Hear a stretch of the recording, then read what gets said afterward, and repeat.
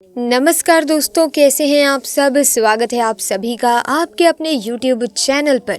तो दोस्तों, आज हम बात कर रहे हैं यहाँ पर श्री बालाजी बागेश्वर महाराज की, जिनकी चर्चा केवल देश में ही नहीं बल्कि विदेशों तक फैली हुई है।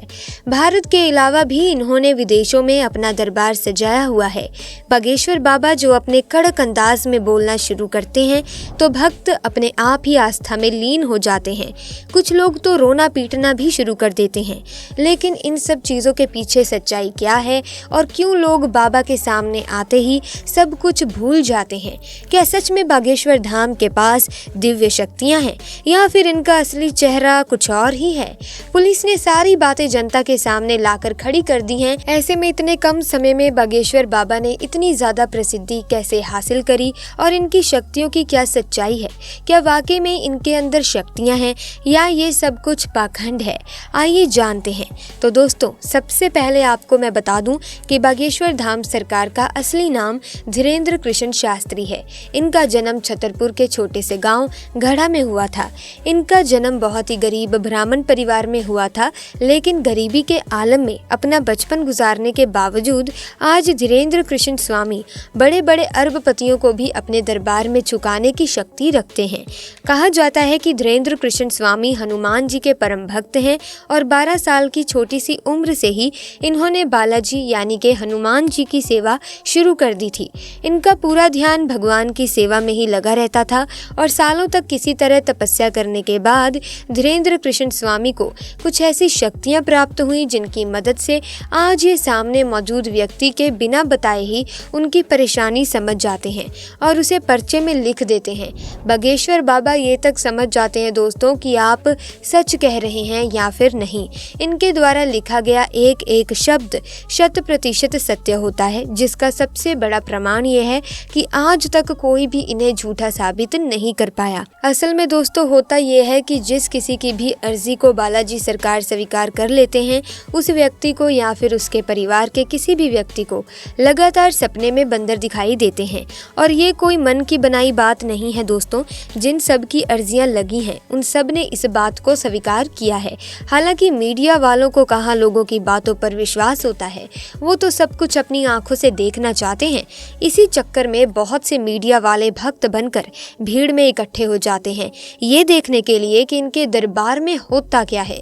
लेकिन जब मीडिया वाले दरबार में गए तो ये देखकर हक्के बक्के रह गए कि बागेश्वर बाबा ने उन्हें पहचान लिया था और उनकी पोल लोगों के सामने खोल दी। इस पूरे इंसिडेंट को देखने के बाद मीडिया वाले भी बालाजी सरकार के सामने नतमस्तक हो गए। जैसे ही ये बात लोगों के सामने आई दोस्तों, हर कोई ये देखकर दंग रह गया कि कैसे एक जवान बाबा ने बड़े बड़े सबके कान काट रखे हैं। धीरेन्द्र कृष्ण शास्त्री कहते हैं कि उन्होंने बालाजी महाराज की मदद से अब तक लाखों की जिंदगी संवारी है। बागेश्वर धाम सरकार की कृपा दोस्तों अपरंपार है, तभी तो जो कोई भी इनके दरबार में जाता है वो कभी भी खाली हाथ नहीं लौटता। सच्चे दिल से मांगी गई दुआ को बालाजी महाराज जरूर पूरा करते हैं, इसीलिए उनके दरबार में भक्तों का तांता लगा रहता है। हर कोई बस एक ही मनोकामना करता है कि कैसे भी करके मेरी अर्जी लग जाए और बागेश्वर सरकार उसे खुद अपने पास बुलाएं। ऐसे में दोस्तों, कई महिलाएं तो इनके खूबसूरत चेहरे को देखकर इन पर आकर्षित हो जाती हैं। अब देखा जाए तो दोस्तों, उनकी जगह अगर कोई दूसरा बाबा होता तो वो इस बात का जरूर फायदा उठाता, लेकिन बागेश्वर महाराज ऐसे बिल्कुल नहीं है। उन्होंने हजारों लोगों के सामने इस तरह की महिलाओं को अपनी माँ और बेटी कहकर सम्मानित किया है। वैसे तो ये अपने गांव में दरबार लगाते ही हैं, लेकिन दोस्तों इसके अलावा ये दूसरे राज्यों और अन्य जिलों में भी अपना दरबार सजाते हैं। ऐसी स्थिति में वहां भी बड़े बड़े मीडिया कर्मी और पत्रकार बागेश्वर सरकार की परीक्षा लेने की कोशिश करते हैं। दोस्तों, ये नौजवान जुगत माथे पर तिलक लगाकर आखिर लोगों को फंसा रहा है या फिर दोस्तों वाकई में इनके अंदर कोई दिव्य शक्तियां हैं, जिसकी वजह से दोस्तों एक बार तो बागेश्वर महाराज जी की तरफ से पत्रकारों को चैलेंज दिया गया, जिसमें पत्रकारों को हार का सामना करना पड़ा, क्योंकि अपने दरबार में आने वाले हर शख्स के मन में क्या चल रहा है उसका ज्ञान बागेश्वर सरकार को बखूबी रहता है। वैसे बहुत ही कम लोगों को धीरेन्द्र कृष्ण शास्त्री की बैक स्टोरी के बारे में पता है। असल में इनके दादाजी भी बालाजी के बहुत बड़े भक्त थे और वो भी अपने दरबार से जाकर लोगों के कष्टों को दूर करते थे। हालांकि उनका दरबार छोटा होता था, लेकिन उनके अंदर मौजूद दिव्य दिव्य शक्तियाँ काफ़ी ज़्यादा प्रबल थीं, इसीलिए कोई भी उनके दरबार से निराश होकर नहीं जाता था। और वहीं से धीरेन्द्र कृष्ण शास्त्री ने भी बालाजी की तपस्या करनी शुरू की। धीरे धीरे ये हनुमान जी के परम भक्त बन गए, परंतु इनके दादाजी की मृत्यु के बाद दरबार सूना सा हो गया, जिसके बाद लोगों ने धीरेन्द्र शास्त्री से दरबार सजाने के लिए कहा। शुरुआत में उन्हें अपनी शक्तियों का ज्ञान नहीं था, इसीलिए वो इस तरह की चीज़ें नहीं करना चाहते थे और सिर्फ बालाजी महाराज की भक्ति करना चाहते थे।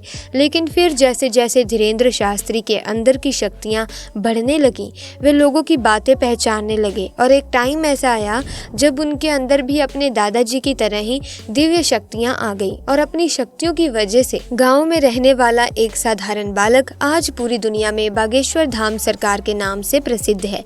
दोस्तों, ये भारत का एकमात्र स्थान है जिसने साइंस और टेक्नोलॉजी को भी हिलाकर रख दिया है और सोचने पर मजबूर कर दिया है कि आखिर ऐसा कैसे हो सकता है। क्योंकि दोस्तों, अगर बागेश्वर धाम के महाराज धीरेन्द्र शास्त्री से पूछें तो वो कहते हैं कि ये सब कुछ बालाजी और उनके दादाजी की कृपा से मुमकिन हो पाता है, वो खुद कुछ भी नहीं करते। लेकिन अगर आप हमारी बात माने तो ये सब कुछ धीरेन्द्र शास्त्री के कठोर परिश्रम से संभव हो पाया है। 12 साल की छोटी सी उम्र में, जहाँ बच्चे अपने घर का पता भी नहीं बता पाते, उस उम्र में ये दिन भर हनुमान चालीसा का पाठ किया करते थे और इस नियंत्रण जाप ने इनकी बुद्धि को इतना ज्यादा प्रबल बना दिया कि आज ये उस स्तर पर पहुंच गए हैं जहां इन्हें लोगों की बात को समझने में रत्ती भर भी समय नहीं लगता और ये जो कुछ भी कह देते हैं वो पत्थर की लकीर हो जाती है, जिसका सच होना तय है। और इसीलिए एक या दो नहीं बल्कि कई सारे एग्जाम्पल्स लिए जा सकते हैं। लेकिन दोस्तों, इनके दरबार में आया हुआ भक्त सच्चे मन से ही आया हो ये ज़रूरी नहीं है, क्योंकि दोस्तों कुछ लोग अपनी बुरी नीयत को पूरा करने के लिए भगवान का सहारा चुनते हैं और जब इनके दरबार में ऐसा कोई इंसान आता है तो ये दूर से ही उन्हें पहचान कर उनके मन की गंदगी को लोगों के सामने साफ जाहिर कर देते हैं, ताकि कोई भी ईश्वर के दरबार में बुरी नीयत के साथ ना आए। बागेश्वर धाम का इतिहास दोस्तों काफ़ी पुराना है। लोगों की मान्यता के अनुसार बागेश्वर धाम मंदिर चंदेल कालीन है और 1986 में ग्राम वासियों के द्वारा मंदिर का निर्माण कराया गया था। उसी दौरान ग्राम गड़ा के बाबा सेतुलाल चित्रकूट से शिक्षा लेकर अपने गांव के प्राचीन कालीन मंदिर पहुंचे। पहले तो उन्होंने राम कथा करी और फिर ये झाड़ फूंक का भी काम करने लग गए दोस्तों, जो हर लोगों के अंदर मौजूद बुरी शक्तियों को अपनी एक फटकार से भगा देते हैं। लोगों का ऐसा कहना है कि जो कोई भी भूत प्रेत की शिकायत लेकर इनके दरबार में आता है वो हमेशा हमेशा के लिए ठीक हो जाता है। दोस्तों, हर मंगलवार को लगने वाला दिव्य दरबार सबसे ज़्यादा प्रसिद्ध है, जिसमें लोग अपनी अर्जी लगाते हैं। लोग अर्जी लगाने के बाद यहाँ के टोकन्स को खरीदते हैं और नारियल को लाल कपड़े में बांधकर अपनी मनोकामना पूरी करने के लिए यहाँ पर इस बार मंदिर की परिक्रमा लगाते हैं। यहाँ पर अर्जी लगाने के लिए लोगों की लाइन बहुत लंबी होती है और उसके बाद बागेश्वर धाम के दरबार में जाकर धीरेन्द्र कृष्ण महाराज के प्रवचन सुनते हैं। दोस्तों, इसीलिए चाहे पुलिस हो या फिर मीडिया, कोई भी ये नहीं कह सकता कि बागेश्वर धाम पाखंड है। यहाँ पर लोगों के साथ फ्रॉड किया जाता है। लोग पूरी आस्था और विश्वास के साथ यहाँ आते हैं और खाली हाथ नहीं जाते। तो दोस्तों, इसके बारे में आपके क्या विचार हैं, अपनी राय कमेंट सेक्शन में ज़रूर दीजिएगा। साथ ही वीडियो को लाइक करें, शेयर करें और चैनल को सब्सक्राइब करके बेल आइकन को प्रेस करें ताकि आने वाली नई वीडियोस की अपडेट आपको मिलती रहे। आपका बहुत बहुत धन्यवाद।